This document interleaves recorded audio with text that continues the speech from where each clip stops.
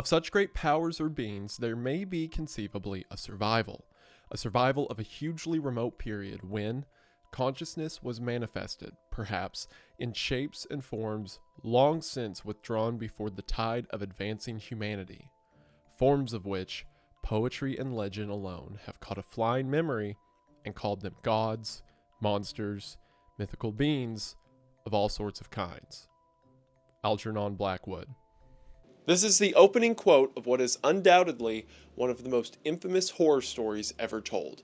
That story, of course, because you saw the title, is Call of Cthulhu. It's hard to argue that H.P. Lovecraft is not an influential writer, but what I think can be argued is that more people are familiar with the impacts of his stories than they are the stories themselves. For example, I'm sure most of you have heard of Cthulhu or concepts of things like cosmic horror, for which a lot of people point Lovecraft as the originator of, but I guarantee that far fewer of you have actually read the guy's stuff. Why is that? Why is Lovecraft more remembered for his concepts and ideas rather than the narratives he told? And on top of that, are those narratives worth reading, and is it scary? All of that we're going to look at today because I want to go through the story, talk about some of Lovecraft's impact, or at least Call of Cthulhu's impact on horror as a whole, and all in all, talk about why I find this book to be so interesting. I'm also trying out a lot of new things this video. I have this new green screen room I've been building out.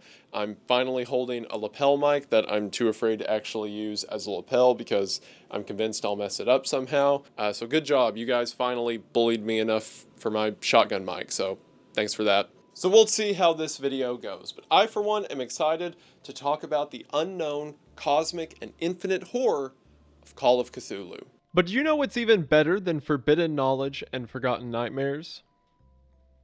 I mean, I would hope so. I'm wearing the shirt. That is right. Today's sponsor, AG1.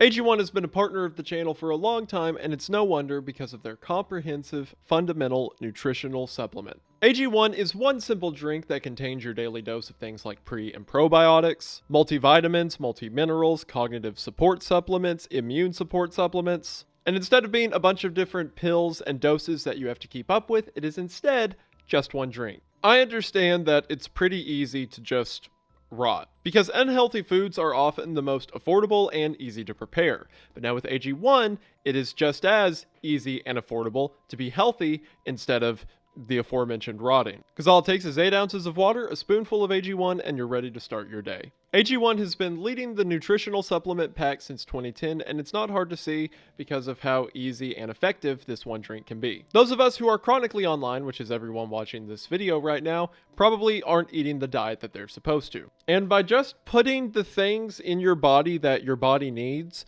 you'll be amazed at how much more productive and energetic you are throughout the day. I used to be really bad about taking naps in the middle of the day or feeling really sluggish and not getting anything done. Now, of course, I'm not saying that AG1 is some cure-all that's going to immediately fix all your problems and make you more productive. But what I am saying is AG1 can help you to be healthier and more energetic to do those things. A good lifestyle contains things like a healthy mindset and a good exercise schedule, but a piece of a good lifestyle is the things that your body needs, and AG1 is here to help with that. And if you're looking at this drink and worried that it tastes terrible, don't be, because AG1 tastes just fine. It's not a super strong flavor. I mean, the majority of what's in here is water, but what flavor it does have is just kind of like a natural sweetness. Let AG1 do the hard part and start taking care of your body the way that you deserve. And if you're looking to get in on this fantastic nutritional supplement, then there's never been a better time to get in on this offer. That's because if you head to the link in the description at drinkag1.com/Wendigoon, along with your order of AG1, you'll receive these 2 free gifts. One is a year's supply of vitamin D3 and K2. Just take a drop of it in the morning to get even more of the vitamins you need. And the other is 5 days worth of AG1 in their convenient travel packs. So not only do you get AG1 on the go, but you get a bonus 5 days along with your order. That is right, both of these gifts for free along with your first order at the link in the description, drinkag1.com/Wendigoon, to get in on this fantastic offer today. Thank you all so much for watching the ad. Thank you so much to AG1 for sponsoring the video. It really does mean the most. Hope you all check them out. Link is in the description, and we are back to the video.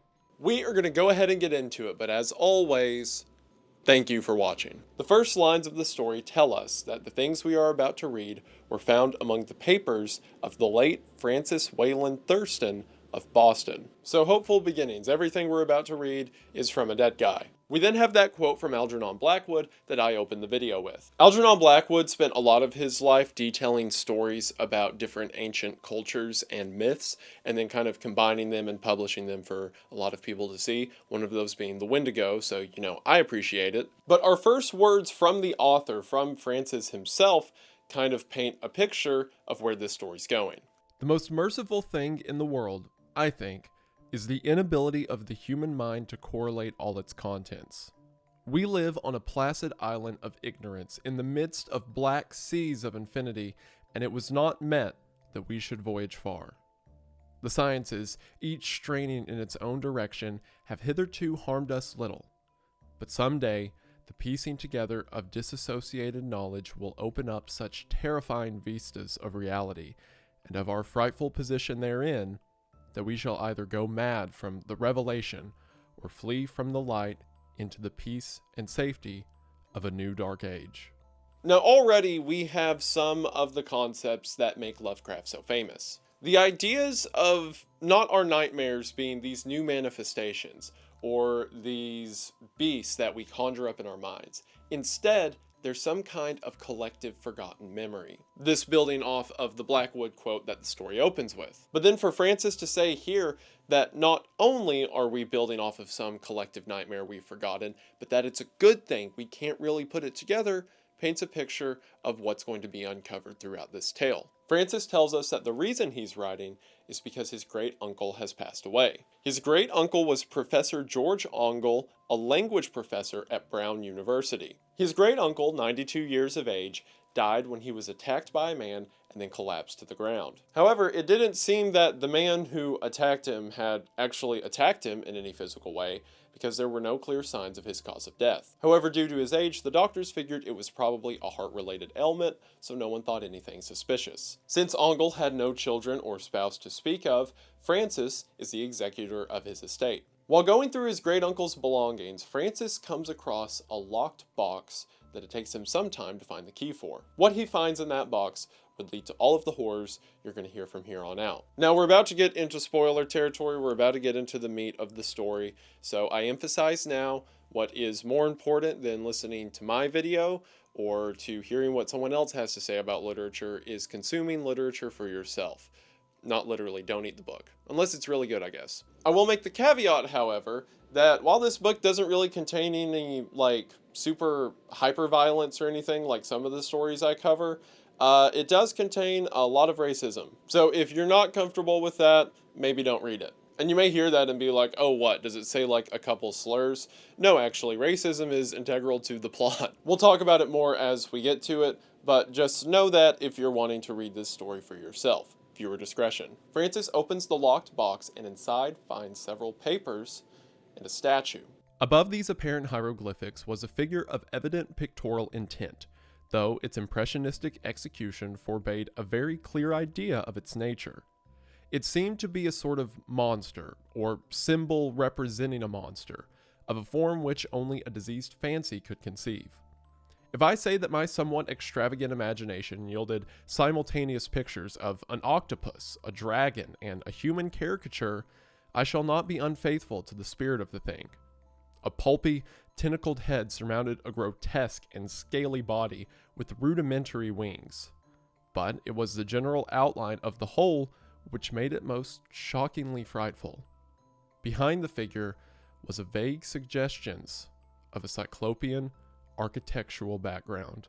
If the statue wasn't odd enough, along with it are several different documents collected by the late professor. The heading above these simply saying the words, Cthulhu Cult. While there were several supplemental texts within this large document, things like newspaper clippings or pieces of Theosophist literature, the bulk of the manuscript was made up of two separate accounts. The first of these accounts was of the professor's interactions with a young man named Henry Wilcox. The young Henry Wilcox, an art student near Brown University, came to the professor for help. Wilcox had the statue, the same one that Francis would later find in a locked box, and was asking the professor to help him identify what it could mean. The professor, an expert in ancient cultures, takes one look at the statue and realizes it was made yesterday, so he shrugs it off as some kind of joke. But it's what Wilcox says when the professor remarks on the recency of the statue that catches the professor's attention. "It is new indeed, for I made it last night in a dream of strange cities, and dreams are older than brooding Tyr, or the contemplative Sphinx, or garden-girdled Babylon." So, the professor starts to listen. In the early hours of March the 1st, late in the night, an earthquake ripped through New England. Wilcox says that after the earthquake, he began to have these vicious dreams. The dreams always depicted him in these ancient cities, or something that can be described as similar to cities. These great gigantic pillars of rock that extended beyond his imagination. Along the rock were these runes he couldn't identify, but this language was scrawled on every inch of the place. The moss that hung from the stones implied that this was a city long forgotten, and far from human. Wilcox says that through these dreams, his brain was filled with voices and messages he couldn't understand. And from them, the only thing he could make out, the only thing he could take into the waking world with him, was the phrase, Cthulhu Fatagan. It's from this that Professor Ongle becomes terrified. He begins to ask Wilcox about ancient cults and lost stories and histories humanity isn't privy to. Wilcox doesn't understand what the professor's talking about. He simply came to him to help identify this thing he saw in his dream and later carved out of stone. The professor is so desperate, he swears to Wilcox that he will keep his secret. If this is some kind of joke, if it's a prank, he will never mention it to anyone if Wilcox just tells the truth. But Wilcox doesn't know what the professor's talking about. We'll later find out that this name Cthulhu means something to the professor, but young Wilcox isn't privy to it. Once the professor is convinced that Wilcox is speaking in earnest, every day he begins to document whatever dreams Wilcox has had, and every day they remain the same. These legends,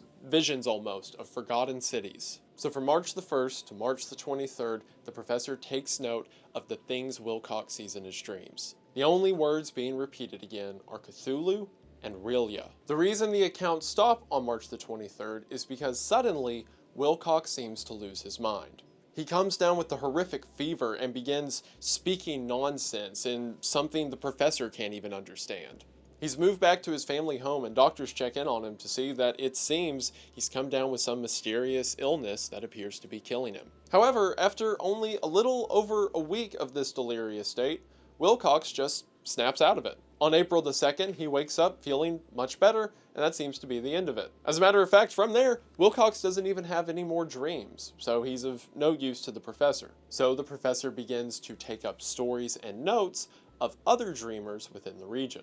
And it turns out that at the same time Wilcox began experiencing his dreams, several other people around the New England area also began experiencing really weird dreams, all depicting these ancient ruins and lost cities. The worst of this came from March the 23rd to April 2nd, the same period of time that Wilcox came down with the fever. During this time, dozens of people had these vivid waking nightmares of some horrible place once forgotten, and several describing something awful, miles high as they described it, walking among the ruins. One man even died after screaming for several days that something from hell is coming to take him. Furthermore, among the documents that Francis finds, the professor had collected stories of people taking their own life in that period of time, waking up out of a dream and hurling themselves out of an apartment window. He connected this to stories after March the 23rd that didn't explicitly have to do with dreams. There were several facilities for the mentally unwell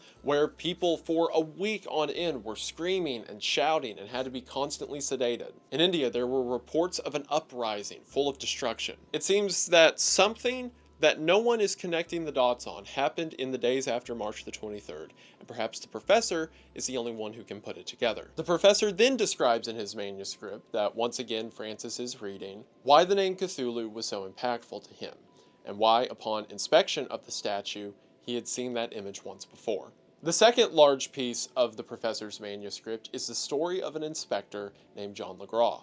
In 1908, the professor was at the American Archaeological Society meeting in St. Louis, which you can effectively imagine to be a nerd convention for old nerds. As the professor was in attendance with several of his colleagues, someone new showed up. This man was a police inspector from New Orleans, the aforementioned John Legrasse. Or I think it's Legrasse. It's spelled like Legrasse. It might be Legrasse, but French names scare me. There's like 18 letters and you pronounce 2 that aren't in there. It's strange. The inspector had arrived at this archaeological meeting in 1908 looking for answers. While raiding a cult in the swamps south of New Orleans, the inspector and his men found something that they could not identify. The figure, which was finally passed slowly from man to man for close and careful study, was between 7 and 8 inches in height, and of exquisitely artistic workmanship. It represented a monster of vaguely anthropoid outline, but with an octopus-like head, whose face was a mass of feelers, a scaly, rubbery-looking body, prodigious claws on hind and forefeet, and long, narrow wings behind. This thing, which seemed instinct with a fearsome and unnatural malignancy, was of a somewhat bloated corpulence, and squatted evilly on a rectangular block or pedestal covered with undecipherable characters. The tips of the wings touched the back edge of the block.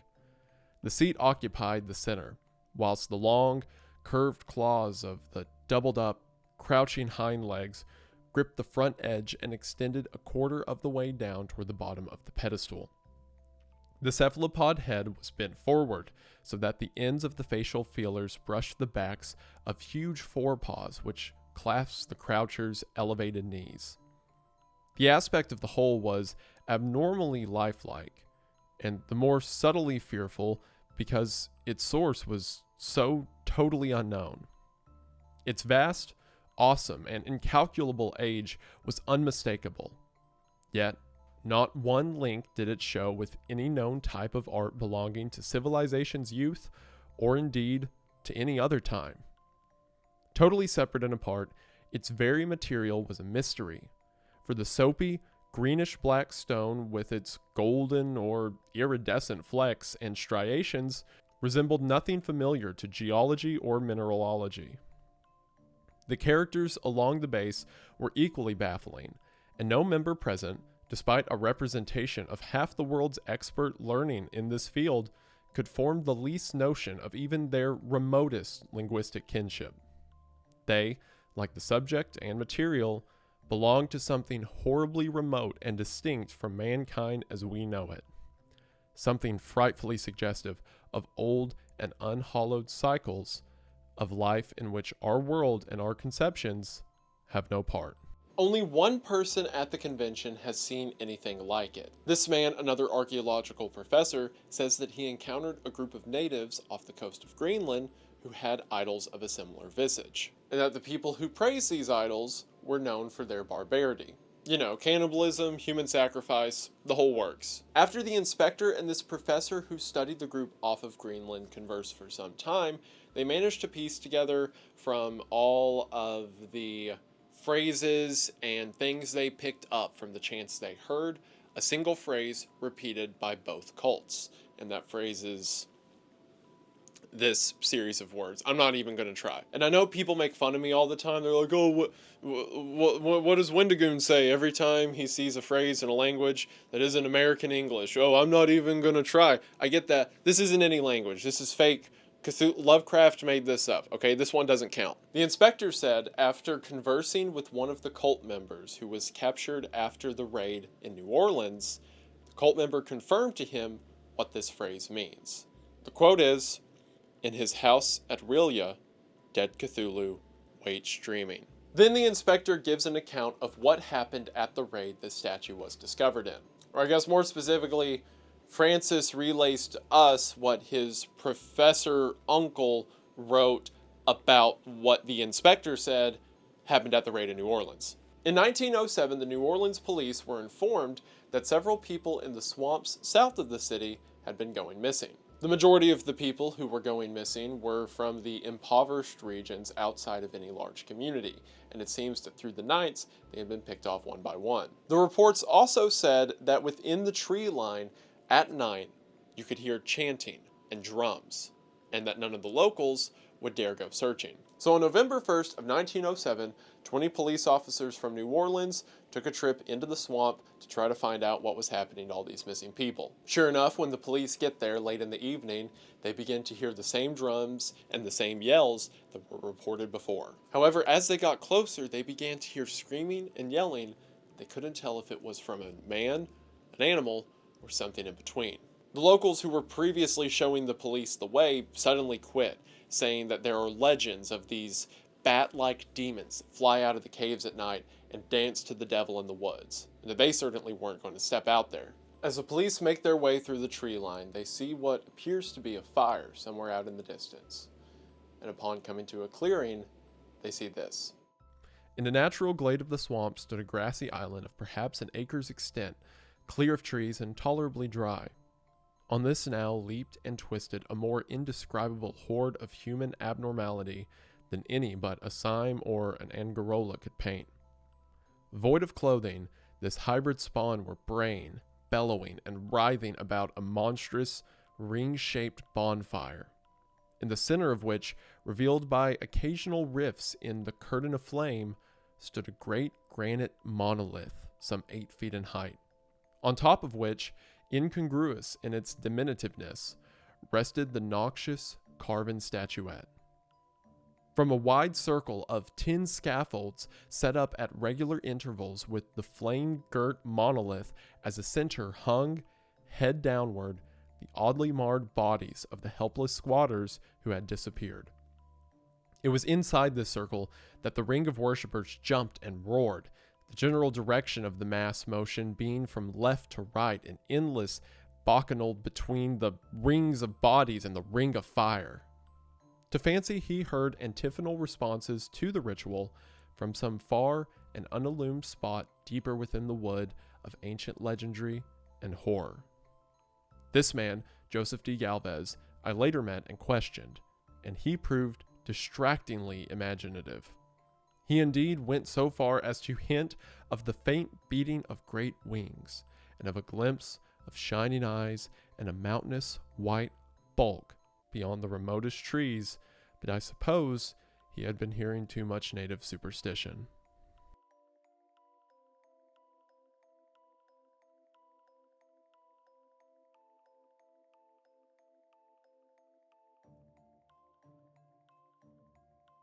So seeing this whole parade of primordial gods and dead bodies, the police start shooting at it. The practitioners then fight back, which surprisingly, only 5 of them are killed. An additional 47 are taken as prisoner.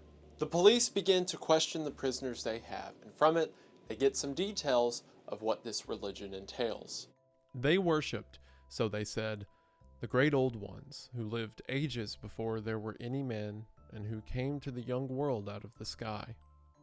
Those old ones were gone now, inside the earth and under the sea, but their dead bodies had told their secrets in dreams to the first men, who formed a cult which had never died. This was that cult, and the prisoners said it had always existed and always would exist, hidden in distant wastes and dark places all over the world until the time when the great priest Cthulhu, from his dark house in the mighty city of Aurelia, under the waters, should rise and bring the earth again beneath his sway. Someday he would call, when the stars were ready, and the secret cult would always be waiting to liberate him. Meanwhile, no more must be told. There was a secret which even torture could not extract. Mankind was not absolutely alone among the conscious things of earth, for shapes came out of the dark to visit the faithful few. But these were not the great old ones. No man had ever seen the old ones. The carven idol was great Cthulhu, but none might say whether or not the others were precisely like him. No one could read the old writing now, but things were told by word of mouth. The chanted ritual was not the secret. That was never spoken aloud, only whispered. The chant meant only this: in his house at Aurelia, dead Cthulhu waits dreaming. These ancient dead things, or at least dead in the closest way we could describe them, seem to be controlling not only this group south of New Orleans, but groups across the world. I mean, we heard at the archaeological convention that similar things were found in Greenland. And if the cult members are to be believed, then this belief stretches further in both time and space than any one man could comprehend. The inspector inquired more and found more information from a mestizo named Castro. Castro would tell him more about this religion of a dead god. These great old ones, Castro continued, were not composed altogether of flesh and blood. They had shape, for did not this star-fashioned image prove it? But that shape was not made of matter. When the stars were right, they could plunge from world to world through the sky. But when the stars were wrong, they could not live. But although they no longer lived, they would never really die. They all lay in stone houses in their great city of Rillia, preserved by the spells of mighty Cthulhu for a glorious resurrection when the stars and the earth might once more be ready for them. But at that time, some force from outside must serve to liberate their bodies. The spells that preserved them intact likewise prevented them from making an initial move, and they could only lie awake in the dark and think, whilst uncounted millions of years rolled by. They knew all that was occurring in the universe, for their mode of speech was transmitted thought. Even now, they talked in their tombs. When, after infinities of chaos, the first men came, the great old ones spoke to the sensitive among them by molding their dreams, for only thus could their language reach the fleshy minds of mammals. He goes on to say that in this sort of end times, after Cthulhu has risen, he will bring about an era where men know pleasure like they've never known pleasure before, and know violence and anger and wrath and all of their natural feelings in ways currently impossible. It's as if Cthulhu will unlock channels to the mind that we didn't know existed. And it makes sense, as Cthulhu's been here much longer than even the mind itself has existed. Castro goes on to say that this lost city of Rillia is lying beneath the sea. The stars, ancient heavenly bodies in space, must be just right for Cthulhu and his followers to live. But that now, at this moment in time, the stars are wrong, so we're at peace. But even though Cthulhu is dead for now, he can still think through the dreams of men. And that one day the stars will be right again, and when that happens, Cthulhu will rise, and all of the memories that humanity has forgotten will be made new. Castro goes on to say that this religion is so ancient and so hidden, there's not even written text about it. You can't even find some hidden book that is their sort of Bible. It is simply a thing wholly reserved to shadow. Castro mentioning that the only written record that has anything to do with the Cthulhu cult, a cult that is supposedly older than time, is double meanings within the Necronomicon, one of which being the quote, "That is not dead which can eternal lie, and with strange eons, even death may die." So Francis is reading all of this, the stories of Legrasse and the professor and whatnot, and comes to the conclusion that Wilcox had to be making it up. And that makes sense, right? There was a cult in southern Louisiana that this whole story of human sacrifices and whatnot made its way to his great uncle, the professor, and then by coincidence, someone who knew his great uncle shows up with a statue and stories of the same thing.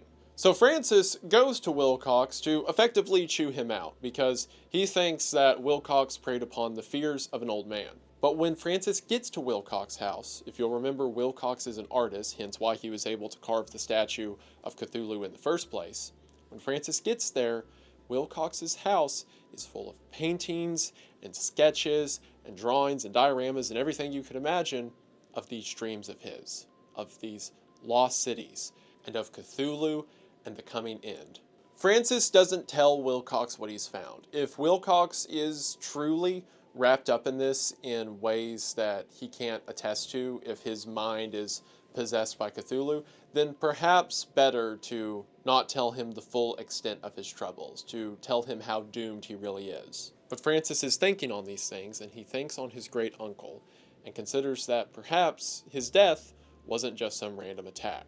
Perhaps a member of the cult found that the professor was learning too much. Which, for one, is a terrifying thought. I'll talk more analysis about the cult and stuff like that at the end, but the idea that Cthulhu can communicate with people through dreams and visions, and he can effectively choose his congregants at any given point from anywhere in the world, then you could be, the safest place imaginable. You could be in a place where no Cthulhu cult members would ever get you, and then, oops, look at that, your roommate had a dream that he's supposed to stab you for the fish god. Whoops. Francis says that there was no more information he could find about the Cthulhu cult, so he kind of had to leave it on the shelf for a bit. Until one day, he was just browsing through some stuff, and then came across a newspaper from the Sydney Bulletin. This newspaper, again from Sydney, Australia, was dated as April the 18th of 1925.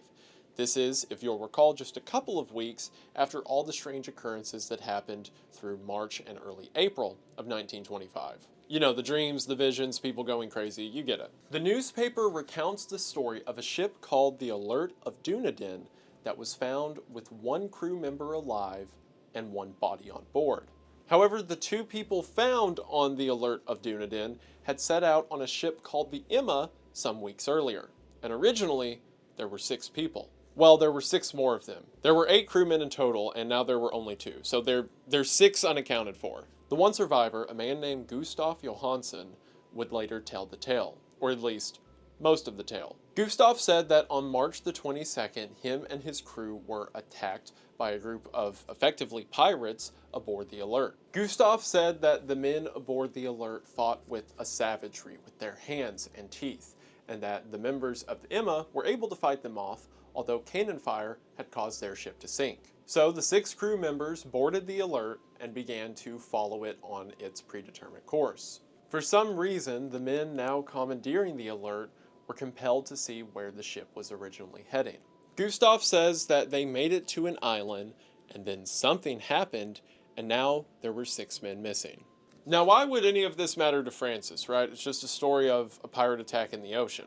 Well, not only did it occur again on the week that all of the occurrences happened, according to his great uncle, but also the newspaper mentioned that the sole survivor, Gustav Johansson, was clutching a small statue when he was found. So Francis seeks out this story immediately. He travels to Australia, he traces from his friends to pubs he visited. He goes everywhere trying to locate Gustav, eventually discovering that Gustav moved home with his wife. However, when Francis finally locates his home, all he finds is Gustav's widow. His widow says that after whatever happened at sea, he was never the same. More specifically, she says that he was walking through the dock when suddenly a bundle of papers falling from an attic window had knocked him down, and that killed him. But again, it points to suspicious deaths befalling people who know too much about this story. The widow says that there were only a group of papers that he left behind that he simply said were technical matters. It's to be noted that Gustav's wife only spoke Dutch, and Gustav wrote these letters in English, supposedly so she couldn't read it. Francis takes these papers, and upon reading them, finds out what really happened to the crew of the Emma. Johansson, thank God, did not know quite all.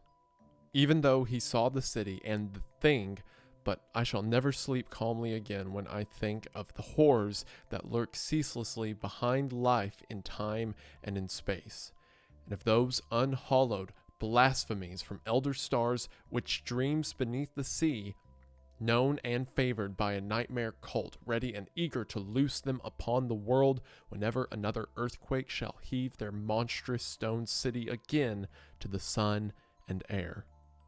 Everything seems to follow the account that Gustav gave the paper up until they make it to the island, which he describes as such. I suppose that only a single mountaintop, the hideous monolith-crowned citadel whereon great Cthulhu was buried, actually emerged from the waters. When I think of the extent of all that may be brooding down there, I almost wish to kill myself forthwith. Johansson and his men were awed by the cosmic majesty of this dripping Babylon of elder demons, and must have guessed without guidance that it was nothing of this or of any sane planet. Awe at the unbelievable size of the greenish stone blocks, at the dizzying height of the great carven monolith, and at the stupefying identity of the colossal statues and bas-reliefs with the queer image found in the shrine on the Alert, is poignantly visible in every line of the mate's frightened description. Without knowing what futurism is like, Johansson achieved something very close to it when he spoke of the city. For instead of describing any definite structure or building, He dwells only on broad impressions of vast angles and stone surfaces, surfaces too great to belong to anything right or proper for this earth, and impious with horrible images and hieroglyphs. I mention his talk about angles because it suggests something Wilcox had told me of his awful dreams. He said that the geometry of the dream place he saw was abnormal, non-Euclidean, and loathsomely redolent of spheres and dimensions apart from ours. Now, an unlettered seaman felt the same thing whilst gazing at the terrible reality. Now, this is fascinating that all the way back in the 1940s, Lovecraft began to mention concepts, and this isn't the only time he mentions them in his work, but through his writings mentions concepts of non-Euclidean architecture or of shapes and angles that shouldn't make sense but do. Like they're almost on several different points of existence at once. The men make it to this stone pyre and begin to climb up it, eventually coming to this great shape that they describe as massive barn doors. We're not explicitly told how tall this thing is, but it's tall enough that you can park a ship on it and walk up to it. And I imagine, considering what happens in a minute, very big. As the men are looking around the edges of the rock, one of them climbs near the top of the door, and upon pressing in, the door begins to open. And in describing what happened next, the story says this: "The aperture was black with the darkness almost material. That tenebrousness was indeed a positive quality, for it obscured such parts of the inner walls as ought to have been revealed, and actually burst forth like smoke from its eon-long imprisonment, visibly darkening the sun as it slunk away into the shrunken and gibbous sky on flapping, membranous wings. The odor rising from the newly opened depths was intolerable, and at length the quick-eared Hawkins thought he heard a nasty, slopping sound down there. Everyone listened, and everyone was listening still when it lumbered slobberingly into sight and gropingly squeezed its gelatinous green immensity through the black doorway into the tainted outside air of that poisoned city of madness." Poor Johansson's writing almost gave out when he wrote of this. Of the 6 men who never reached the ship, he thinks 2 perished of pure fright in that accursed instant. The thing cannot be described. There is no language for such abysms of shrieking and immemorial lunacy, such eldritch contradictions of all matter, force, and cosmic order. A mountain walked or stumbled. God, what wonder that across the earth a great architect went mad and poor Wilcox raved with fever in that telepathic instant. The thing of the idols, the green, sticky spawn of the stars, had awaked to claim his own. The stars were right again, and what an age-old cult had failed to do by design, a band of innocent sailors had done by accident. After vigitillions of years, great Cthulhu was loose again, and ravening for delight. It's in this thing's resurrection that 6 of the men are killed at once, 3 of them in a single swoop of its claw. Gustav and one crewmate make it to the boat and begin to sail away as this giant monstrous creature begins to swim after them, faster and greater than the ship itself. Gustav, realizing that they're not going to outrun it, turns the ship around and rams it directly into the creature's head. After Gustav looks back after the ship rammed into its head and ripped out a massive chunk of its flesh, he says, "The scattered plasticity of that nameless sky spawn was nebulously recombining in its hateful original form, whilst its distance widened every second as the alert gained impetus from its mounting steam." In other words, it was regenerating. After this, Gustav began to lose his mind. He didn't really care where the ship was going. He just began to wander around the deck, his crewmate laughing maniacally until death found him. Eventually, Gustav was found by a passing ship, and we know the rest of the story from there. But Francis is troubled by all of this. Of course he is. It seems that everything the cult envisioned has come to be. And now, the only one who has all the pieces and knows exactly what happened is Francis, the only surviving investigator of the Cthulhu cult. And the story ends on his words. "Cthulhu still lives too, I suppose, again in that chasm of stone which has shielded him since the sun was young. His accursed city is sunken once more, for the Vigilance sailed over the spot after the April storm, but his ministers on earth still bellow and prance and slay around idol-capped monoliths in lonely places.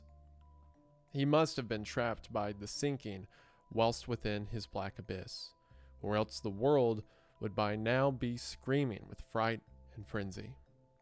Who knows the end? What has risen may sink, and what has sunk may rise. Loathsomeness waits and dreams in the deep, and decay spreads over the tottering cities of men. A time will come, but I must not and cannot think. Let me pray that, if I do not survive this manuscript, my executors may put caution before audacity and see that it meets no other eye.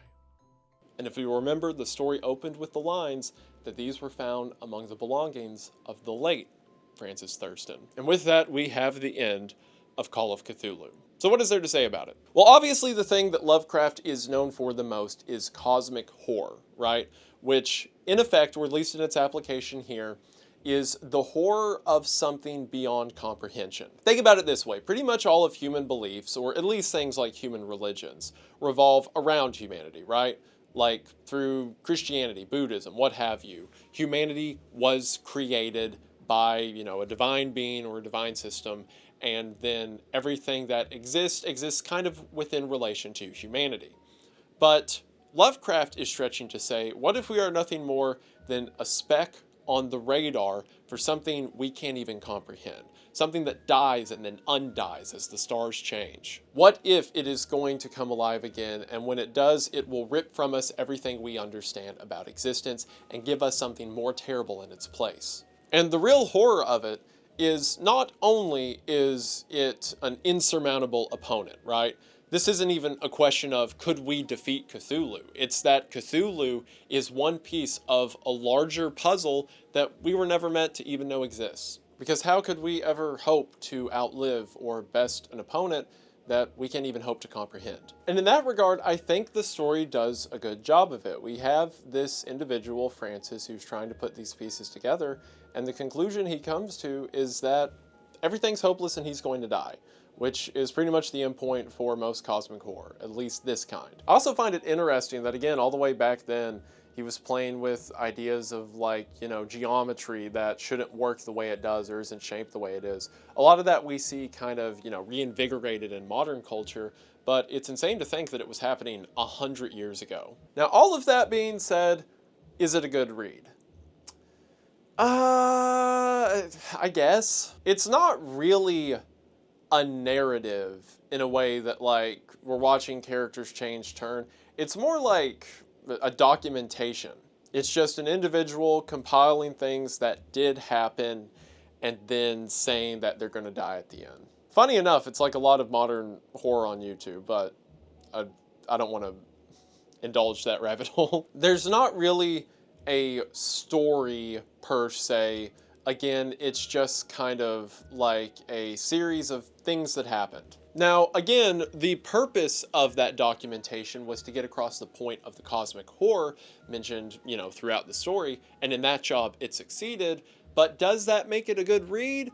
Not necessarily. The concepts and the things you pull out of it are far more interesting than any character or any twist or turn within the tale. It's more interesting as a basis for information than a basis for narrative. I don't even think that Lovecraft was necessarily going for a heavy narrative in this story. He even regarded it as one of his kind of mediocre works, even though this would become one of his more popular works. Lovecraft also has, I hate to say the word universe because that's so overdone, but he has a kind of connected lore through a lot of his stories.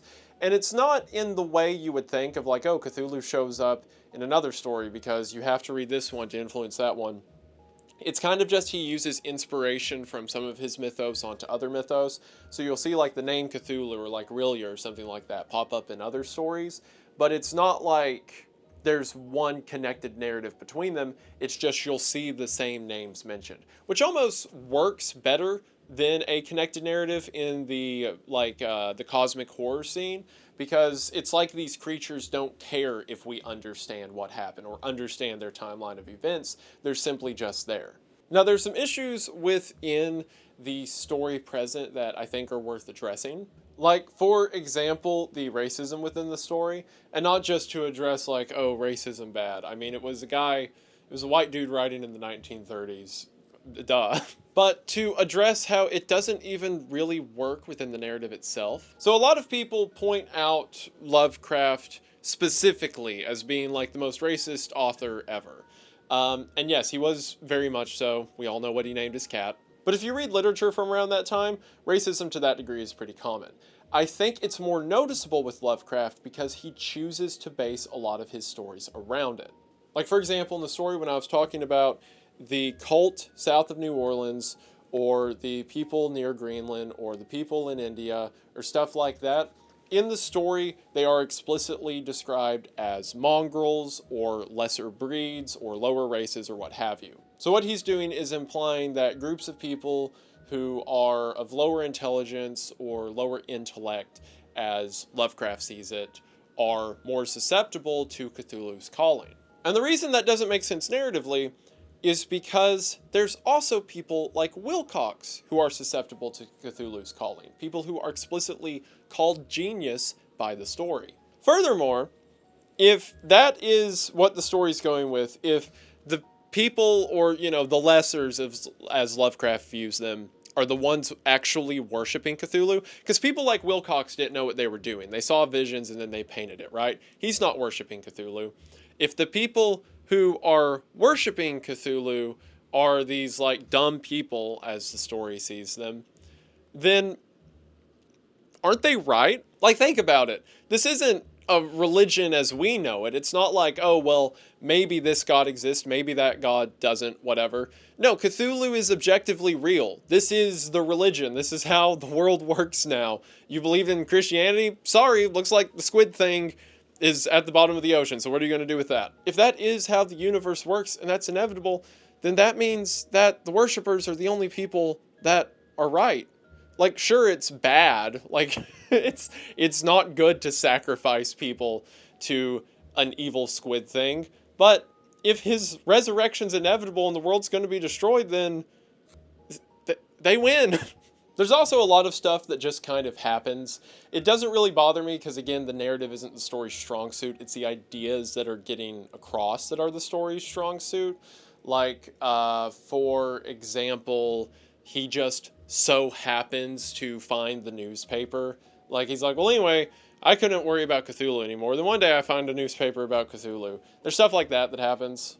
There were also a couple of other things that I wanted to mention about the story that I forgot to on the initial recording, but I don't want to set all of that up again. So you're getting podcast Wendigoon. Congratulations. For one, I think my biggest problem with the actual, narrative of the story is, so Cthulhu's described throughout this whole thing as being like this impossible to understand god. He only is alive when the stars are right. He has existed for years, unfathomable, whatever, right? And then when he finally rises from Relia, he is stopped by a boat.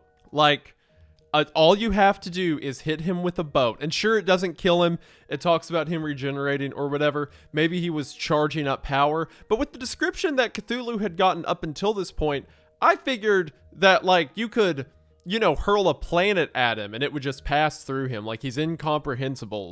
Lovecraft even says in the story, he is not made of matter. His form is formless or whatnot. But you can hit him with a boat and that KOs him, apparently. So every 200 years, if we just have a boat ready to go in front of the city, that should do the trick. I don't know, it just seems kind of dumb that that's all it takes to stop an incomprehensible god. Now, don't get me wrong, I love that whole sequence. I think it's really cool, especially the mention that it was at this exact same moment that Cthulhu rose from the sunken city, that across the world, Wilcox went into a hysteria and began speaking of statues and stuff. It's so cool to imagine that all the people who were receiving dreams were kind of activated at one moment. This was some cosmic occurrence. I love that. It's the boat that I have a problem with. I also want to give one last thought about Lovecraft as a horror author in general. A lot of Lovecraft's horror revolves around concepts of things like misanthropy. And it seems that throughout his writing, this hatred of humanity runs pretty deep for him. Institutions like religion are looked down upon, institutions of government, institutions of different races or groups of people. There is a consistent mistrust of any faculty of man.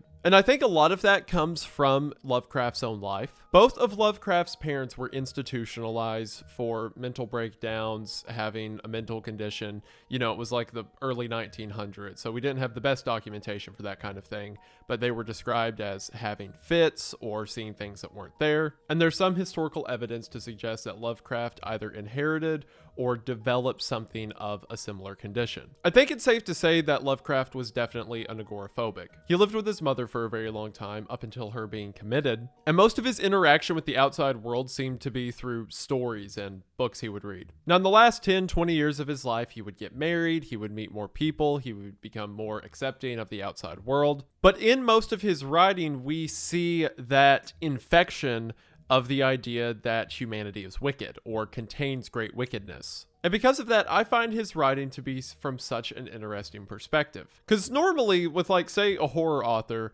we'll have story of humanity being the protagonist or the thing to be cherished, and the monster or the creature or the other of the narrative being the thing to be feared. But in Lovecraft's work, it's almost like humanity is in on the plot. Like, think about here in Call of Cthulhu.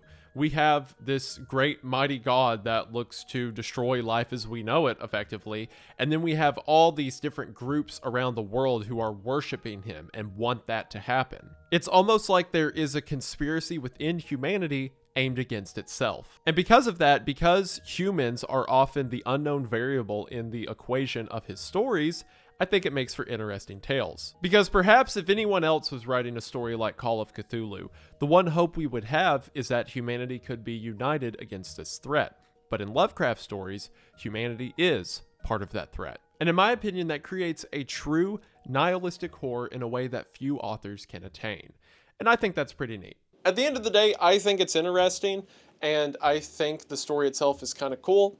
But I would also understand if you wanted to skip it. Now, that being said, I think what is far more impressive than Lovecraft's actual writing is his impact. I mean, concepts of cosmic horror, non-Euclidean spaces, things humans can't comprehend, is pretty much everywhere in horror fiction nowadays. And even works based directly on Lovecraft have a substantial following. Call of Cthulhu itself has an RPG game, a video game. It's been adapted into I don't know how many mythos and stories through the years.